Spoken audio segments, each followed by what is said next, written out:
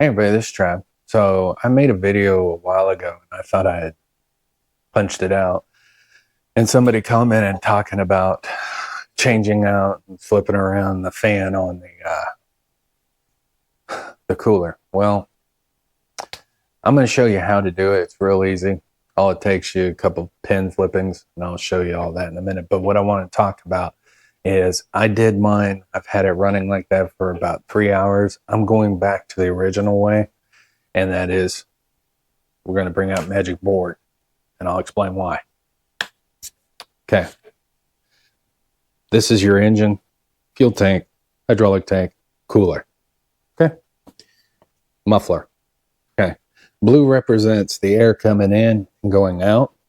Green represents, after I flipped it, air coming in and going this way. Now, the benefit side, the cooler stayed cooler. It's cooler. Anyways, the downside was my engine got hotter.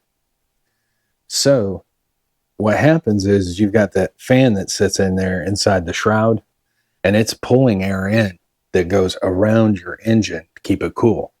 And it goes up and around and all around and blows back this way and then gets sucked out.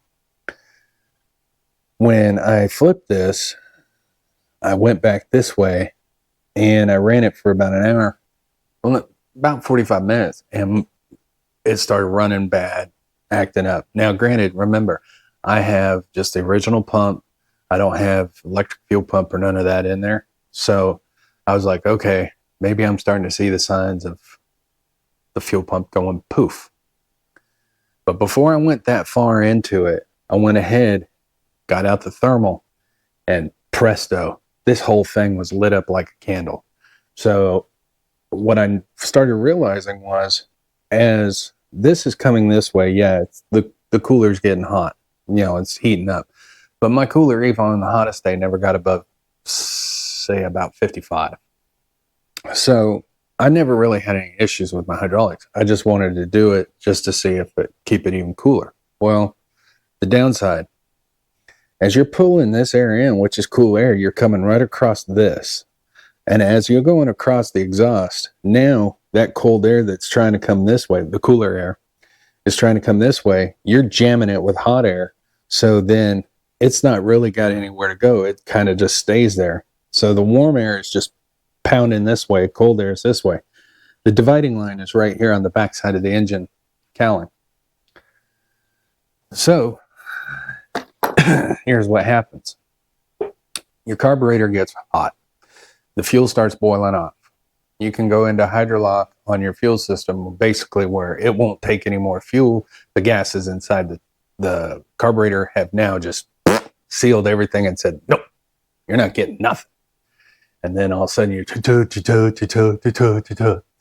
having engine problems and it's not happy, you know. So that's why I'm going back to the other way. But I'm going to also talk to you and show you how, if you decided to want to do it, it might work great in colder climates. You know, having that nice warm air blowing across your legs, it might work great like up north. But down here, it on an 82-degree day, it made it angry. So, so what you'll see in the pictures is you basically pop the terminal apart. You got this little blue purple piece, just slide it off.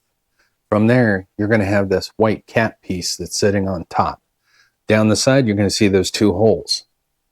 What you want to do is just poke them. You can use a little pick and just slide it out. Don't rip it out of there. It comes apart pretty good. Then once you get in there, grab you an old small jeweler's screwdriver. And then inside, you're going to see where those two wire terminals are. There's going to be a little black piece that's going to kind of sit down like this. All you're going to do is lift this up, simultaneously pulling on the back. So I know this sounds weird, but you're going to have to use your fingers, or you can have somebody else. But you just lift up, pull the terminals out. There's going to be on the top, when you slide it out, you'll notice that there's a hole on that top end terminal. That's where that little plastic piece locks into.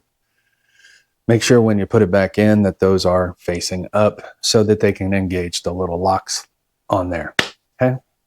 once you get done, slide the white piece back on, go ahead and slide on your rubber piece, connect back up, and you're ready to go. Now, like I said, I'm going back to where the air, I'm going back to the way this was. Okay, I'm going back to original. And the reason why is I seen the flaw. And then when I thermaled, it was not happy. So I just wanted to give my little advice of, hey, if you decide to go ahead and change out, flip the coolers 180, if you're up north, it's going to be great for you. But here down in the south, it's not going to be so much. It's going to have potential other issues coming down.